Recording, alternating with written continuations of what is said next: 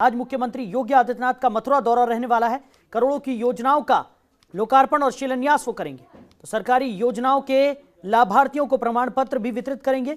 CM Mathura की मांट विधानसभा में जनसभा को भी संबोधित करेंगे। तो ब्रज आदर्श इंटर कॉलेज में जनसभा को संबोधित करेंगे।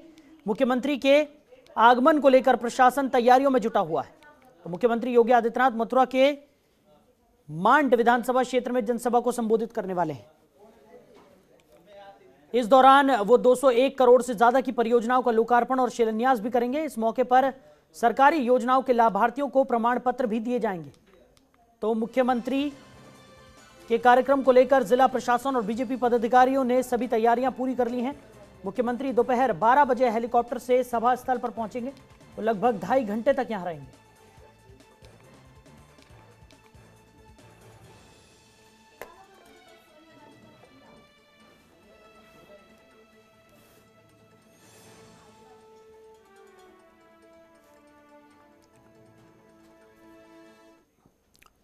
तो खबर पर ज्यादा जानकारी के साथ हमारे सहयोगी वेद प्रकाश हमारे साथ जुड़ गए हैं। वेद, क्या कुछ तैयारियां वहां पर देखने को मिल रही है? सीएम योगी आदित्यनाथ मथुरा दौरे पर रहने वाले हैं। जी साहिल, देखिए तैयारियां तो पूरी हो चुकी हैं और यहाँ सीएम योगी के आगमन का बहुत बेसब्री से इंतजार किया जा रहा है। ये उनका दौरा बेहद अहम है जी। बेहद अहम इसलिए माना जा रहा है क्योंकि उत्तर प्रदेश की चुनिंदा उन सीटों में से माठ विधानसभा क्षेत्र है जहां से भारतीय जनता पार्टी अभी तक जीत नहीं पाई है। ये हमेशा से भारतीय जनता पार्टी के लिए चुनौती भरा रहता है और दूसरे स्थान पर भी आना यहाँ पर बहुत चुनौतीपूर्ण रहा है। अभी तक भारतीय जनता पार्टी यहाँ कभी दूसरे स्थान पर भी नहीं रही है। तो उस लिहाज से सीएम योगी आदित्यनाथ यहाँ आएंगे और यहाँ जो करीब 200 करोड़ रुपए की जो 200 विकास परियोजनाएं हैं उनका लोकार्पण करेंगे, उनका शिलान्यास किया जाएगा। क्षेत्र की जनता को बताया जाएगा कि उत्तर प्रदेश की सरकार माठ के विकास के लिए कृत संकल्पित है और ये इसलिए महत्वपूर्ण है कि माठ जीतना एक बड़ी चुनौती है और इस चुनौती से पार पाने के लिए योगी आदित्यनाथ खुद सीएम बनने के बाद पहली बार माठ में आ रहे हैं। वेद, वहीं अगर बात की जाए जिस तरीके से सीएम योगी आदित्यनाथ एक के बाद एक योजनाओं का लोकार्पण और शिलान्यास करते हुए नजर आते हैं, उत्तर प्रदेश की अगर बात करें तो अलग अलग जगहों पर जिस तरीके से जनसंवाद भारतीय जनता पार्टी की तरफ से किया जा रहा है, सीएम योगी आदित्यनाथ खुद बहुत ज्यादा सक्रिय हैं। मथुरा भी वो पहुंच रहे हैं, कई सौगातें मथुरा को आज मिलने वाली हैं। तो इन तमाम योजनाओं, परियोजनाओं और सौगातों का कितना ज्यादा असर होता हुआ नजर आ रहा है और आने वाले विधानसभा चुनाव में इसका क्या परिणाम निकलकर सामने आने की उम्मीद? जी साहिल, देखिए मथुरा विधानसभा मथुरा पूरे जिले में 5 विधानसभा क्षेत्र हैं जिनमें से 4 पर भारतीय जनता पार्टी के विधायक हैं।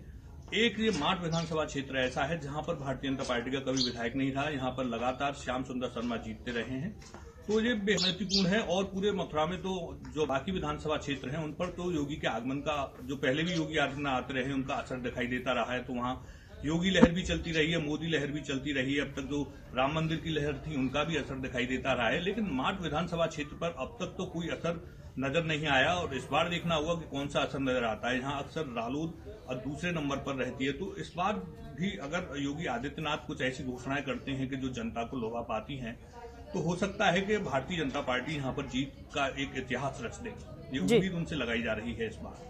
वेद, वहीं अगर बात की जाए जिस तरीके से आपने कहा कि जो चुनावी बयार है वो इस वक्त भारतीय जनता पार्टी के फेवर में नहीं है, लेकिन अगर बात की जाए जिस तरीके से पहले भी हमने देखा है कि सीएम योगी आदित्यनाथ काफ़ी ज़्यादा लोगों के बीच में लोकप्रिय होते जा रहे हैं और जिस तरीके से वो जनता से संवाद करते हैं, जन समस्याओं को सुलझाने का काम करते हैं, अधिकारियों और पदाधिकारियों को यहाँ पर निर्देश देते हुए नजर आते हैं। लोगों की जो तमाम समस्याएं हैं उनको दूर करने के निर्देश सीएम योगी आदित्यनाथ यहाँ पर देते हुए नजर आ रहे हैं।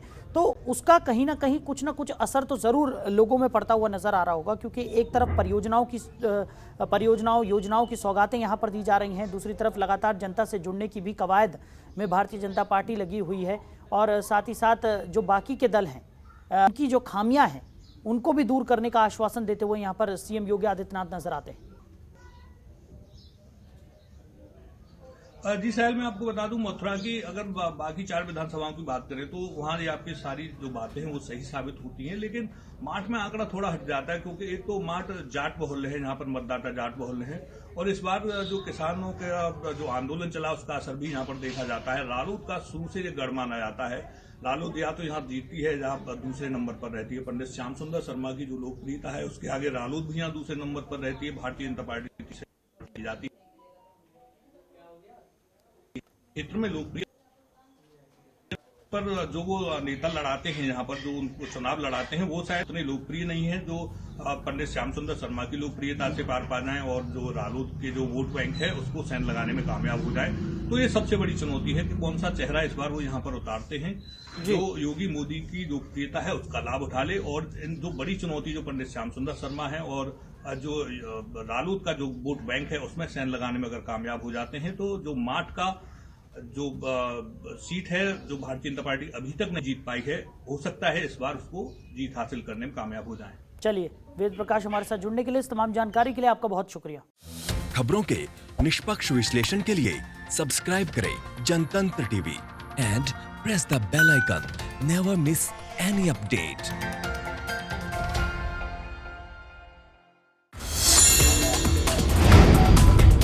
Download the Janatantra TV app, available on Google Play and App Store. Download it now.